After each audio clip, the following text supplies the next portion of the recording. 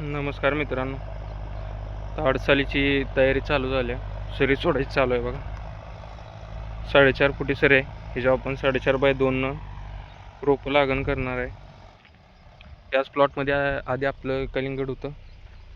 आता ते काढून आडसाली उचलणार आहे.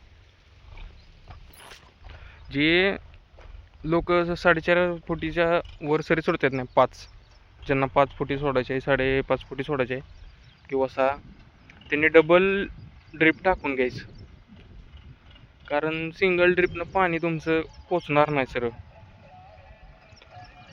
आता ऊस कोळवल्यानंतरचा विषय, ऊस कोळवायच्या आधी सिंगल ड्रिप चालते, काय एवढा प्रॉब्लेम नाही. पण ऊस कोळवल्यानंतर तुम्हाला डबल ड्रिप पाहिजेच.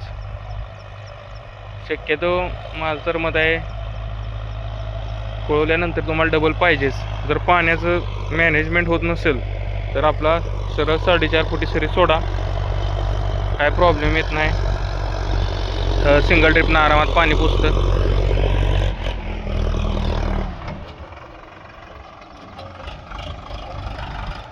सरी बघा कशी सोडते, क्लिअर सोडल्यात.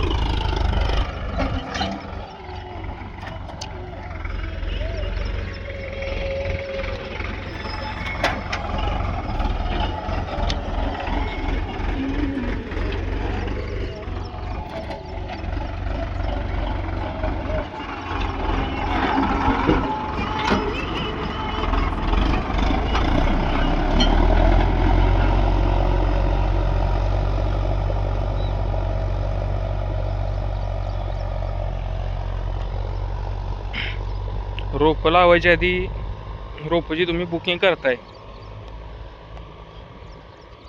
तर त्यावेळेला नाही, ते रोपवाटिकवाला आहे त्यांचं बियाणं बघा आधी जाऊन. ज्या प्लॉटमध्ये ती बियाणं ते निकट करून आणते, आधी ती बियाणं बघा कसलं आहे, त्याच्यानंतरच ऑर्डर द्या. आधी ऑर्डर देऊ नका.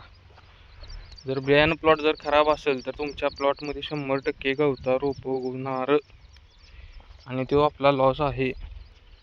आणि आत्ता पण लॉस आणि परत खोडव्याला डबल लॉस होते त्या एका खराब रोपामुळे. रोपं लावायच्या आधी रान एकदा भिजवून घ्या मस्तपैकी, त्याच्यानंतर लावा. रोपं लावायच्या वेळेस व्हिडिओ टाकतोच मी. खत वगैरे आधी टाकणार असलं तर टाकून घ्या. स्पेशल डोस थोड्या प्रमाणात टाका, जास्त टाकू नका. रोपं लावणार असलं तर काही एवढी गरज पडत नाही तिची, कारण आळवणी होतीच. रोपं लावल्यानंतर एक दुसऱ्या ते तिसऱ्या दिवसानंतर आळवणी केली पाहिजेच. लई आळवणी लांबवायची नाही. जेवढी आळवणी लांबल तेवढं परत रोपांना सेटल व्हायला वेळ जातो आणि परत त्यात गवता रोपांची वाढ जास्त होती. त्यामुळं व्यवस्थित नियोजन करा. हे लय आपल्या नॉलेजवर करा, अनुभव घ्या.